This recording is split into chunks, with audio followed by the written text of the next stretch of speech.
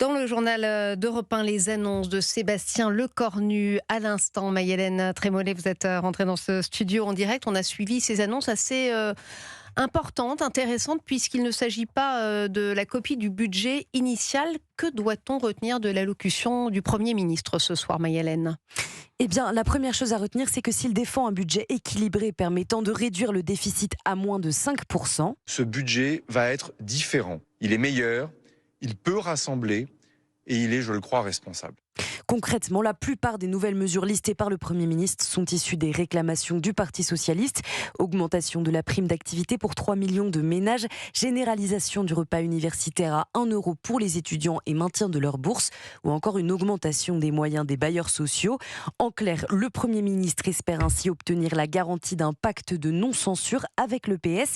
Il accuse dans le même temps Insoumis et RN d'avoir provoqué la suspension des débats à l'Assemblée. La France insoumise et le Rassemblement national, chacun à leur manière, ont bloqué ce travail et ont méthodiquement rendu le texte incohérent et donc à la fin invotable. Manière de rejeter sur les oppositions l'absence de vote à venir et le recours nécessaire au passage en force que Sébastien Lecornu voulait éviter à tout prix. Je ressens une réelle déception, mais aussi de l'inquiétude d'avoir une partie de la classe politique préférer le blocage au travail. J'ai voulu une approche nouvelle, je n'y renonce pas pour autant.